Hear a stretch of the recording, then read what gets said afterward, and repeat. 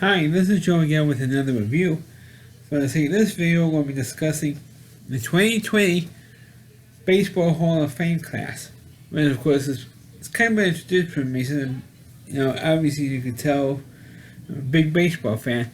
So I'm trying to do at least one of these Baseball Hall of Fame videos every year within a class. Of course this year is no different. Especially if you have to be a stupid Yankee fan. And we're going to get into that in a minute. Of course, this Hall of Fame class, you're going to have 4 people inducted into the Hall of Fame this year. And we're talking about in the main wing of the Hall of Fame. You're also going to have a sports writer and a baseball announcer in there. I'm not too sure, familiar with the name of the baseball writer who's being inducted this year. But the baseball announcer is Ken the Hawk Harrison, who announced for years for the Red Sox, for the Chicago White Sox. He used to say every time when a White Sox player were not going to run or hit a home run, so you could put it on the board, yes, like a signature line. And he retired a couple of years ago, so he's no longer announcing, but he's finally going to get his due as a Hall of Fame and being inducted into the announcers ring in the Hall of Fame. Now you're also going to have 2, other than the main baseball writers ballot, which was just announced last night, or the night before I did this video, I should say. You had Ted Simmons, who is the only other living player from that Veterans Committee vote of the modern era. I'm talking about for the 70s and 80s. He's going to be inducted to the Hall of Fame as a catcher who played mostly for the Cardinals and for the Brewers. I remember him more for the Milwaukee Brewers than the Cardinals. But I know which team is going to be representing to the Hall of Fame, though. I'm getting to find out when they had the news conference, I think today, and the day doing this video, which team is going to be representing. The other person from the Veterans Committee vote back in December is Marvin Miller. And it's a long overdue honor for Marvin Miller. He should have been elected to the Hall of Fame 30 years ago. I'm not kidding. That's how long he was waiting to get into the Hall of Fame. But since he unfortunately not going to be there because the guy is slightly dead. So I guess maybe a family member has to stand in for him at the Hall of Fame ceremony this coming July. Now, of course, to the main ballot. Baseball writers ballot, and only 2 people got in. One was pretty damn obvious, was going to get into. The other one is Larry Walker. And he barely got in by like 6 votes for the Hall of Fame. Because you need 75% of the vote to get in, or to get elected to the Baseball Hall of Fame. And he made it by 6 votes. So he just barely made it. And this was his 10th last year on the Hall of Fame ballot. And it's about time. And the reason why he got shafted the way he did and waited to like his 10th year on the ballot is because of the fact that when he was in his prime, I did start off with playing with Montreal Expos. And of course, after the 1994 strike, the Expos had to pretty much get rid of everybody. So Larry Walker, of course, unfortunately, is one of those guys that the Expos got rid of. Now, of course, with Vladimir Guerrero, who was also in the Hall of Fame, and Pedro Martinez, who also was on that 94 Expo team. And Walker was just another one on those teams that was very good. Unfortunately, never made it to the playoffs because of the strike. He got in, and the reason why it took him so long is because the majority of his career he played with the Colorado Rockies. I think he ended with the Red Sox, I think. I'm not sure, but he did play for the Cardinals against the Red Sox in 2004 World Series. So that was the only time he actually played in the World Series in 2004 after he left the free agent, left the Rockies and signed with the Cardinals. But I always thought he was a damn good ball player. Maybe borderline Hall of Famer. That's probably another reason why it took him so long to get in.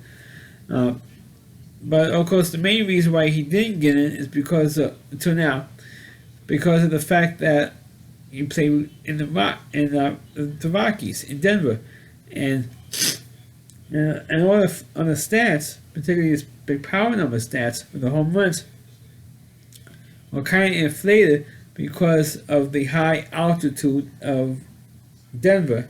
It is the Mile High City. It's about 1 mile above sea level, and the balls, especially if you hit the balls up in the air, they go a lot further in Denver than anywhere else, in any other stadium in the major leagues, because of that.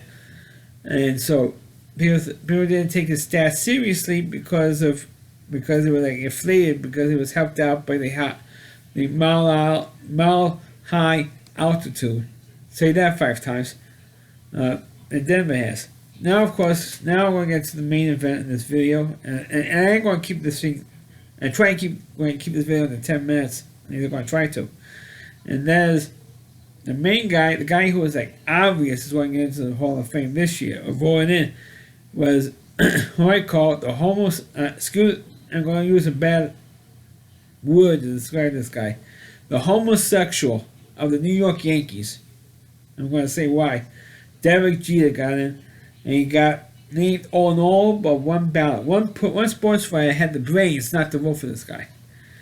And of course, and the reason why I call Derek Jeter homosexual is because of the fact all those years I had to take a lot of crap from Yankee fans, especially in the mid to late 90s, from Mike Piazza, who thankfully got in the Hall of Fame 4 years ago before Derek Jeter, which is a good thing. That Piazza got in before he did, and or any Yankee from this particular era, he got in before they did. So take it or leave it, Yankee fans. Piazza got in before they did. So Yankee fans keep calling Mike Piazza gay because he would dye his hair blonde, and of course also the famous incident in Game 2 of the 2000 World Series when Roger Clemens threw the bat out, in which 3 months earlier Clemens beat Piazza in the head, and now again Clemens threw a bat out, and Piazza didn't kick his ass. I mean, if it was me, I would take it and put it in a piece of bat, shove it down his throat. But Piazza didn't do that, and because he didn't do that, didn't beat the crap out of Roger Clemens. Even Piazza's own teammates, like Lenny Harris, were wondering about his sexuality. And of course, there was also a story or a picture of Mike Piazza posing with local TV weatherman Sammy Champion, who is a homosexual in reality. Who is a homosexual. That Mike Piazza posed with a picture with Sam Champion. Of course, for a while was a weatherman on Good Morning America. So since the two of them were in a picture together at some charity event, people thought that Mike Piazza was Sam Champion's lover, some crazy baloney stuff like that. And of course, it's not true. And so, but Yankee fans kept pushing that story that Mike Piazza was gay. So I figured, hey, if Yankee fans could say that my guy, Mike Piazza, is gay, my Hall of Fame player is gay, I could say that Derek Jeter is gay. All right, so that's why I call him gay. Even though I know he's married to a supermodel, or should I say allegedly married to a supermodel, because I don't buy it. I just don't buy it. Now, the problem is, of course, like I mentioned earlier, before I got into all this gay stuff, not Mike Piazza. Sorry about the Mike Piazza thing here. That Derek Jeter was one vote short of getting 100% on the ballot.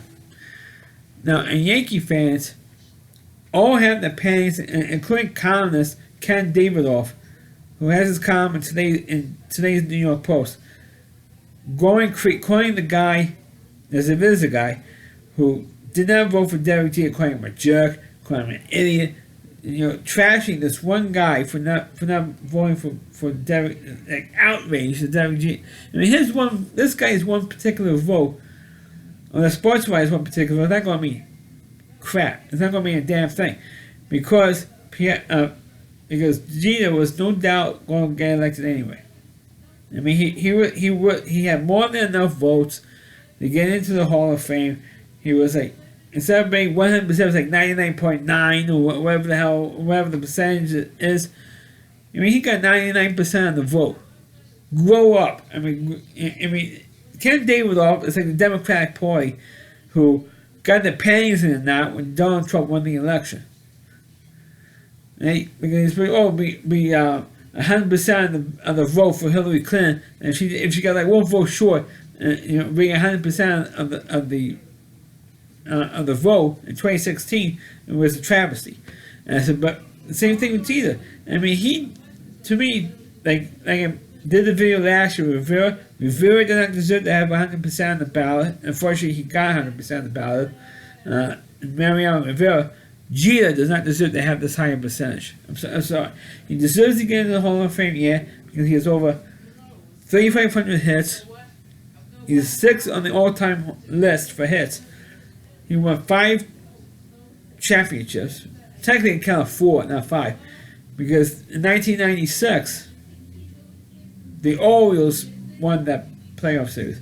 Because if it wasn't for Jeffrey Maier, Jeter if Jeffrey Maier didn't interfere in 1996, Jeter would have won maybe 4 championships out of 5.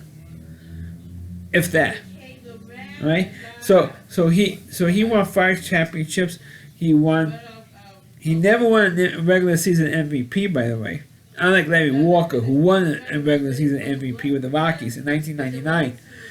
But he was the first player to win the All-Star Game MVP and the World Series MVP in the same year, which was in 2000. And unfortunately, he had to do it against my team in 2000 to get the World Series MVP. But that's the only time he ever won an MVP was in the 2000 All-Star Game and the 2000 World Series. That's it. But he never won a regular season. And I thought they should not have gotten 100% of the percentage he did, because when Jeter came out, he wasn't even the best shortstop in the American League. I know there was a video that the MLB Network put out with all living Hall of Fame shortstops like Ripken and Ozzie Smith and stuff, honoring Jeter because he's a fellow shortstop getting in.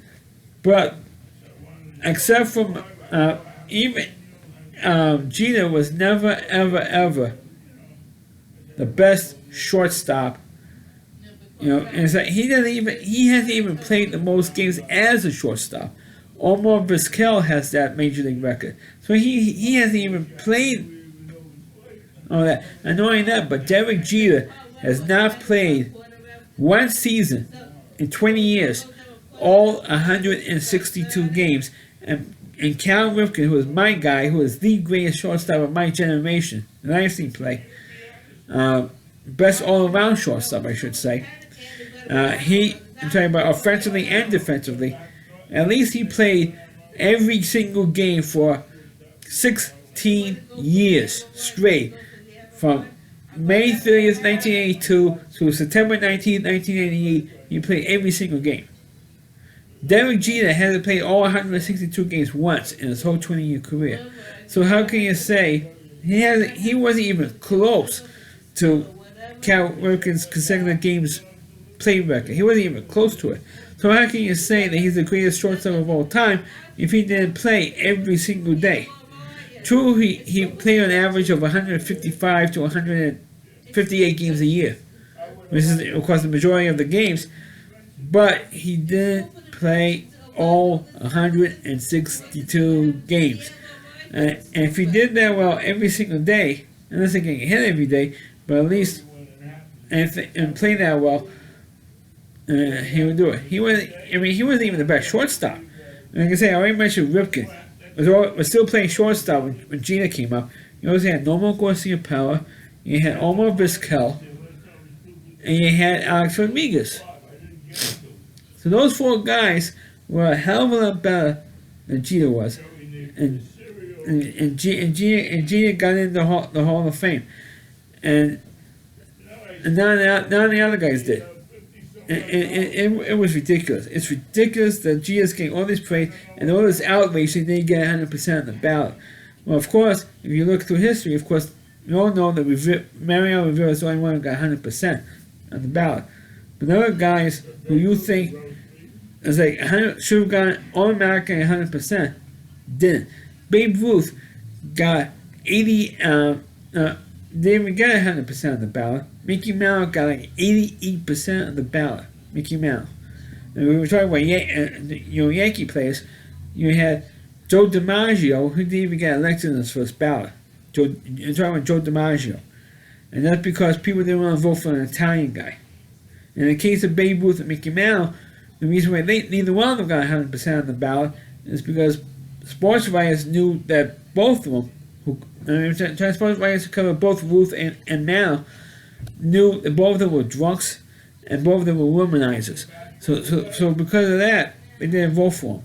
Because of the morals thing. And people didn't vote for Ted Williams because the media didn't get along with him, and he didn't get along with the media either. You had people didn't vote for Stan Musial, 100% for ballot for him. People didn't vote for Hank Aaron because he was black, so a little bit racism there. People didn't vote for Sidney Koufax or Hank Greenberg for the Hall of Fame because they didn't want to vote for a Jew. So you had all this stuff goes on. It's the reason why people don't get players that got 100% of the ballot Hall of Fame. I don't think anybody, except for Mariano Rivera, I don't think there was anybody in any sports Hall of Fame who's ever gotten 100% of the ballot. Now, of course, other sports have a different system than the Baseball Hall of Fame does. Like the Football Hall of Fame, you have to have like the top 4 vote getters. Even if you don't get the 75% threshold, the top 4 guys. If you're the anybody who's ever worn a football uniform gets inducted to the Hall of Fame. I mean that's my opinion on the Football Hall of Fame. Anybody who has worn a football uniform gets in, but or has gotten in. But for the I know this video is going longer than I expected it would go. I want to get under 10 minutes. It's now almost 18, but at this point, but I feel that Jeter should now. Does Jeter deserve to be in the Hall of Fame? Yes. He deserves to have over 90% percent of the vote. Over 90% of the vote he should have gotten, which he did. Does he deserve 100%? No. Because like I said, Babe Ruth, Mickey Mantle, or Lou Gehrig, or Cy Young, Walter Johnson, Ty Cobb, if those guys did not get 100% of the ballot, nobody is going to get 100% of the ballot. And Rivera does not deserve 100% of the vote. This is my opinion. I'm not saying they don't deserve to be in the Hall of Fame. Jeter deserves to be in the Greenwich Village homosexual parade because that's what he is. And nobody could convince me otherwise. That Derek Jeter isn't a homosexual because he is. That is my review of the 2018 Hall of Fame. 2020 Hall of Fame class. Please click on the video, please rate it. Please subscribe to my channel. Please forward this video on your Facebook pages. You can check out all my reviews and on my YouTube channel at rallyc.com. The homepage, there's OWDY, that's C.com. There's the homepage of the Rally Reviewer, Chris Lee Moore. And please check out all of his videos on his website. Thanks for watching. Catch you next time.